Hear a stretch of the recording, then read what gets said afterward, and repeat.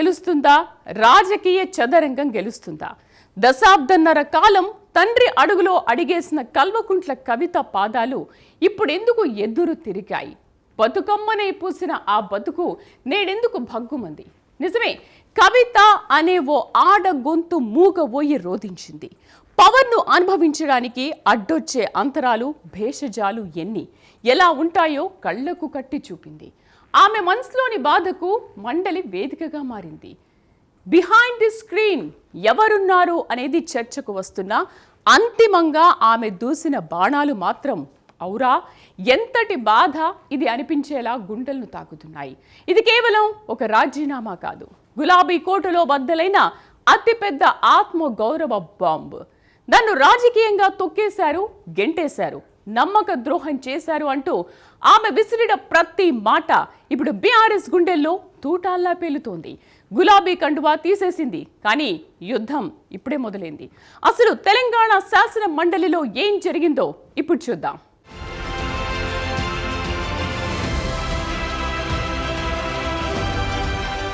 తెలంగాణ రాజకీయాల్లో ఊహించని పరిణామం ఇది. దశాబ్దన్నర కాలంగా ఏ గొంతుకైతే ఉద్యమ గీతమై ప్రతిధ్వనించిందో, ఏ స్వరమైతే బతుకమ్మ ఆడుతూ తెలంగాణ సంస్కృతికి ప్రతీకగా నిలిచిందో, ఆ స్వరమే నేడు సొంత గూటిపై కన్న తండ్రి కట్టిన రాజకీయ కోటపై ధిక్కార స్వరాన్ని వినిపిస్తోంది. కల్వకుంట్ల కవిత బీఆర్ఎస్ పార్టీకి, శాసనమండలి సభ్యత్వానికి రాజీనామా చేయడం కేవలం ఒక రాజకీయ నాయకురాలి నిష్క్రమణగా చూడలేం. ఇది ఒక తండ్రి కూతుళ్ల మధ్య, ఓ పార్టీ అధినేతకు ఉద్యమకారునికి మధ్య నడిచిన సుదీర్ఘ అంతర్యుద్ధానికి పరాకాష్ఠగా భావించాలి. కన్నీళ్లతో కూడిన ఆవేదన, గొంతులో జీర వణికేలా చేసిన ఆరోపణలు, గులాబీ పార్టీ అంతర్గత డొల్లతనాన్ని, కుటుంబ బంధాల కంటే రాజకీయ ఆధిపత్యమే అక్కడ రాజ్యమేలుతోందన్న సత్యాన్ని బహిర్గతం చేస్తున్నాయి. రక్త సంబంధం కంటే ఆత్మగౌరవమే ముఖ్యమని ఆమె తీసుకున్న నిర్ణయం తెలంగాణ రాజకీయ చిత్రపటంలో ఒక పెను ప్రకంపనగా మారుతోంది.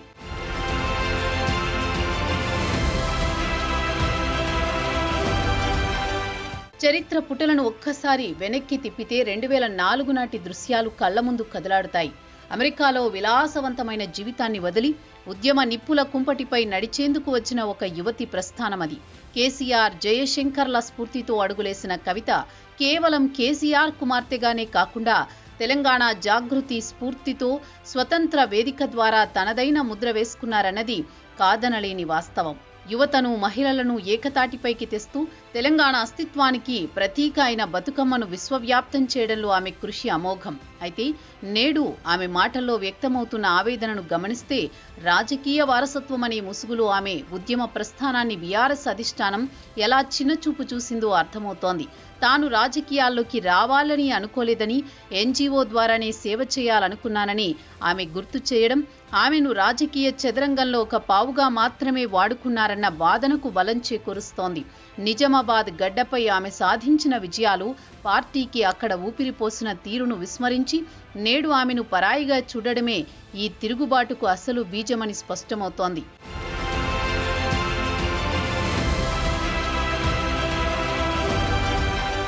తెలంగాణ సాధన తర్వాత అంతా బాగుంటుందని ఆశించిన కళ్లలో స్వరాష్ట్రం సిద్ధించాక కన్నీళ్లే మిగిలాయన్న కఠోర సత్యాన్ని కవిత బయటపెట్టారు. 2014లో అధికారం చేతికి రాగానే కన్న కూతురిపైనే ఆంక్షల పర్వం మొదలైందంటే సామాన్య ఉద్యమకారుల పరిస్థితి ఏమై ఉంటుందన్న ప్రశ్న నేడు తెలంగాణ సమాజంలో ఉదయిస్తోంది. మొదటి బతుకమ్మ ఉత్సవాల నుంచే నాపై కక్ష కట్టారని కవిత చెప్పిన మాటలు అధికార మత్తులో బంధాలను, బాధ్యతలను ఎలా విస్మరిస్తారో తెలియజేస్తున్నాయి. సొంత పార్టీ పత్రిక, ఛానల్ కూడా తనను కనీసం పట్టించుకోలేదని, తన భావ ప్రకటన స్వేచ్ఛను హరించారని ఆమె చేసిన ఆరోపణలు బీఆర్ఎస్లో అంతర్గత ప్రజాస్వామ్యం ఏనాడో కూని అయ్యిందనడానికి నిదర్శనంగా నిలుస్తున్నాయి. ఉద్యమ సమయంలో భుజం కలిపి నడిచిన సొంత బిడ్డని అనగదొక్కే ప్రయత్నం జరిగిందంటే అది కేవలం రాజకీయ అభద్రతా భావమా, లేక అధికారం కేంద్రీకృతమై ఉండాలన్న ఏకపక్ష ధోరణ అన్నది ఇప్పుడు చర్చనీయాంశమయ్యింది.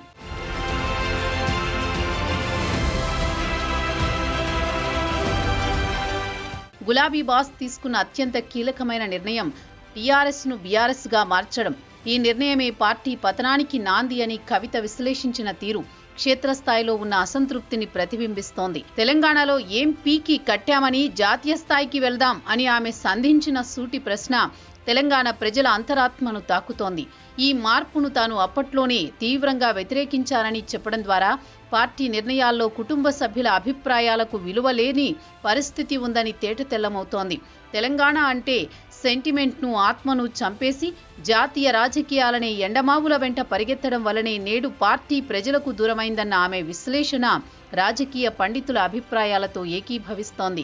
10 ఏళ్లలో సాధించాల్సింది ఇంకా ఎంతో ఉండగా దిశను మార్చుకోవడం ఆత్మహత్యా సదృశ్యమని ఆమె హెచ్చరించిన తీరు కేసీఆర్ రాజకీయ చతురతపైనే నీలి నీడలు ప్రసరింపజేస్తుంది.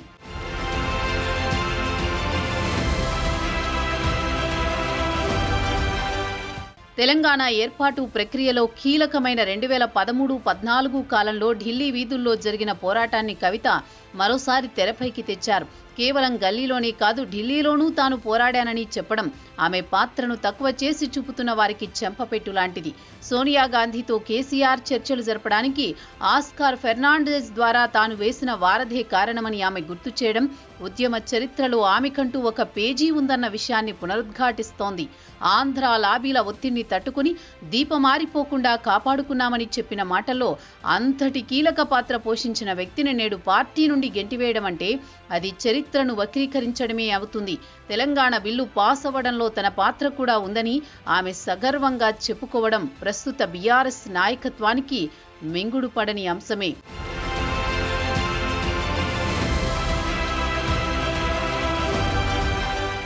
రాజకీయాల్లో ఎత్తుపల్లాలు సహజం. కానీ వ్యక్తిగతంగా అత్యంత క్లిష్ట సమయాల్లో సొంత పార్టీ, సొంత కుటుంబం ముఖం చాటేస్తే కలిగే బాధ వర్ణనాతీతం. ఢిల్లీ లిక్కర్ స్కామ్ ఆరోపణల నేపథ్యంలో కవిత జైలు పాలైనప్పుడు, ఈడీ, సీబీఐలతో నెలల పాటు ఒంటరి పోరాటం చేసినప్పుడు బీఆర్ఎస్ పార్టీ ఆమెకు అండగా నిలవకపోవడం ఇప్పుడు తీవ్ర విమర్శలకు దారితీస్తోంది.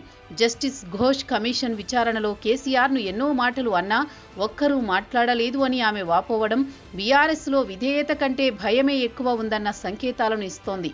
కన్న కూతురు జైల్లో మగ్గుతుంటే తండ్రిగా కేసీఆర్ మౌనం వహించడం, పార్టీ యంత్రాంగం నిమ్మకు నీరెత్తినట్టు వ్యవహరించడం ఆమె హృదయాన్ని గాయం చేసినట్లు స్పష్టమవుతోంది.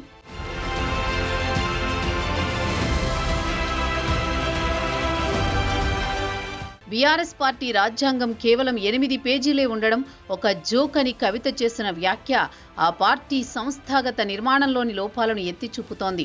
హరీష్ రావు పేరు ప్రస్తావించిన 2 గంటల్లోనే ఎలాంటి నోటీసులు ఇవ్వకుండా, వివరణ కోరకుండా సస్పెండ్ చేయడం పార్టీలో ఏకస్వామ్యం ఏ స్థాయిలో ఉందో తెలియజేస్తోంది. ఉరి తీసేవాడిని కూడా చివరి కోరిక అడిగే దేశంలో ఒక ఎమ్మెల్సీని, ఒక మాజీ ఎంపీని, పార్టీ అధ్యక్షుడి కూతురుని కనీస వివరణ అడగకుండా తొలగించడం ఫాసిస్టు పోకడలకు అద్దం పడుతోంది. రాత్రికి రాత్రే డిసిప్లినరీ కమిటీ పుట్టుకురావడం, వేగంగా వేటు వేయడం వెనుక ఉన్న ఆతృత కవిత గొంతు నొక్కాలన్న కుట్రను సూచిస్తోంది. అయితే ఈ చర్య ద్వారా పార్టీ ఆమెను అవమానించాలని అనుకుంటే పొరపాటే. ఆమెకు ప్రజల్లో సానుభూతిని పెంచి ఆమెను ఒక రెబల్ స్టార్ గా మార్చడానికి ఇది ఉపయోగపడిందని రాజకీయ వర్గాల అంచనా.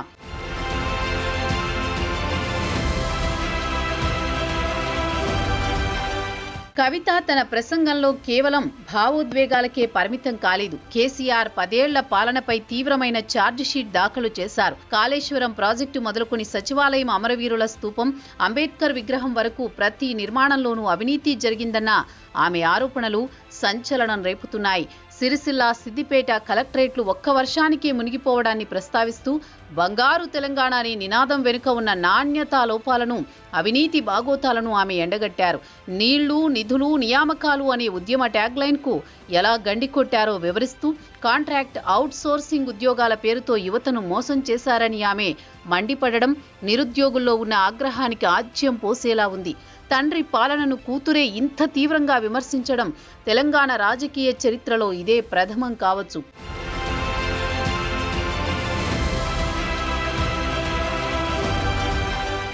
శాసన మండలిలో కవితకు లభించిన సమయం, ఆమెకు అందిన స్వేచ్ఛను గమనిస్తే తెర వెనుక మరో రాజకీయ చదరంగం నడుస్తున్నట్లు అనుమానాలు కలుగుతున్నాయి. చైర్మన్ విచక్షణాధికారాల పేరుతో ఆమెకు సుదీర్ఘంగా మాట్లాడే అవకాశం కల్పించడం వెనుక కాంగ్రెస్ పార్టీ వ్యూహం దాగి ఉందన్నది కాదనలేని సత్యం. శత్రువుకి శత్రువు మిత్రుడు అని చాణక్య నీతిని కాంగ్రెస్ ఇక్కడ పక్కాగా అమలు చేస్తోంది. బీఆర్ఎస్ ను దెబ్బకొట్టడానికి ఆ పార్టీ అధినేత కూతురుని అస్త్రంగా మలుచుకోవడం కాంగ్రెస్ రాజకీయ చాతుర్యం. కవిత ద్వారా కేసీఆర్ వైఫల్యాలను ఎండగట్టడం వల్ల ఆ విమర్శలకు మరింత విశ్వసనీయత లభిస్తుంది. కవిత స్వతంత్రంగా మాట్లాడుతున్నప్పటికీ ఆమెకు వేదికను, సమయాన్ని, సందర్భాన్ని కాంగ్రెస్ పార్టీయే సమకూర్చిందన్న వాదనలో బలం ఉంది. ఇది బీఆర్ఎస్ ను మానసికంగా, నైతికంగా దెబ్బతీయడానికి రేవంత్ సర్కార్ వేసిన మాస్టర్ ప్లాన్ గా విశ్లేషకులు అభివర్ణిస్తున్నారు.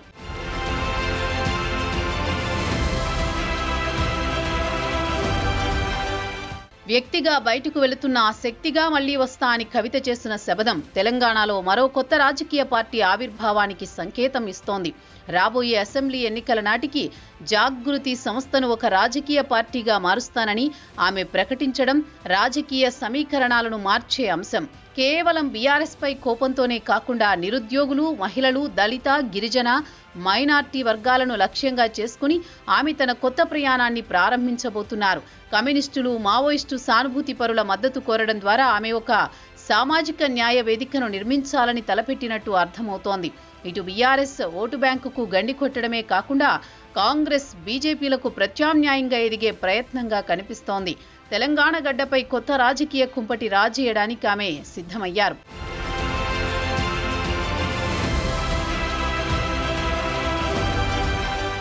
కవిత ప్రసంగంలో హైలైట్ ఏదైనా ఉందంటే అది ఆమె తన పిల్లల మీద, ఇలవేల్పు లక్ష్మీ నరసింహస్వామి మీద చేసిన ప్రమాణమే. ఇది ఆస్తుల పంచాయతీ కాదు, ఆత్మ గౌరవ పోరాటమని ఆమె కంటతడి పెట్టుకుంటూ చెప్పిన మాటలు మహిళా లోకాన్ని కదిలించేలా ఉన్నాయి. రాజకీయాల్లో మహిళల ప్రాతినిధ్యం అతి తక్కువగా ఉందని, కష్టాలు వస్తే చెప్పుకోవడానికి దిక్కులేదని ఆమె ఆవేదన వ్యక్తం చేయడం ఆమెను మహిళా పక్షపాతిగా నిలబెడుతోంది. తెలంగాణ ఆడబిడ్డల పౌరుషం ఎక్కువ, అవమానిస్తే ఊరుకోమనే హెచ్చరికలు రాబోయే రోజుల్లో ఆమె చేయబోయే పోరాట తీవ్రత ఎంత ఉండబోతోందో అర్థమవుతోంది. ఈ ఎమోషనల్ కనెక్ట్ ద్వారా ఆమె బీఆర్ఎస్ పార్టీని ఒక మహిళా వ్యతిరేక పార్టీగా ముద్రవేయడంలో సఫలమయ్యారు. ఈ కన్నీళ్లు రేపటి ఎన్నికల్లో ఓట్లుగా మారతాయా లేదా అన్నది కాలమే నిర్ణయించాలి.